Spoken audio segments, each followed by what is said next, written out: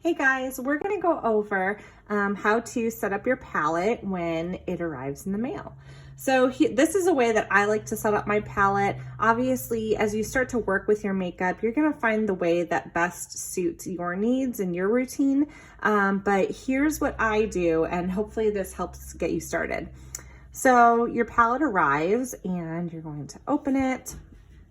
And here's what I do. So I have a color corrector. I have rosacea. So I sometimes when I have deep redness, I start out with Aspen to color correct the dark red. So I start out putting my color corrector at the top, since that's the first one that I start out with when I'm working on my makeup. After that, I put June on as my main color. So I'm gonna put that one just underneath that. Then I'm gonna put my brightening highlight.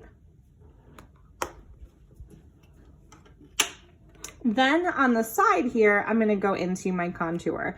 So I like olive on my skin tone for a contour, so I'm gonna plop that right at the top. Just underneath that, I'm gonna put my bronzer. I like a natural looking bronzer, so I have actually found that Tan Lines is the one that makes me happiest with that. So I'm gonna put Tan Lines just underneath there.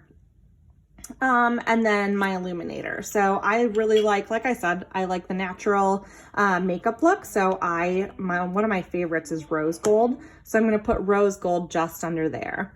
So for your second layer, what I like to do, and this is the 12 palette, so it holds 12 different tins.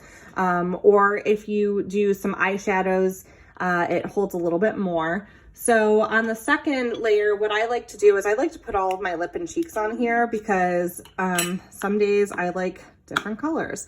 So this one is nude, one of my favorites as a natural look. A pop of color, this is Sangria. Another one of my favorites.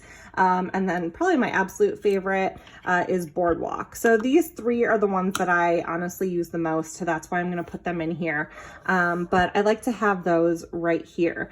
On the other side is where I will put any more lip and cheeks. If you want to, you can actually put in your eyeshadows here on this side so that you've got everything here in one palette. Like I said, I fill mine up with like lip and cheeks and everything, so I will fill the rest of that out. But then what I personally do is I have a little 4 palette, and that's where I keep all of my eyeshadows and my setting powder. So then I just have a separate little eyeshadow palette and setting powder, so I can just easily have my larger palette for all of my contour shades and foundation, lip and cheek. And then I've got a little side palette here where I have all of my eyeshadows and my setting powder. So I hope that helps give you a little bit of a guide. Like I said, you can obviously adjust to what works best with your makeup routine. This is what has just worked really good for myself, and I thought I would share. So let me know if you guys have any questions.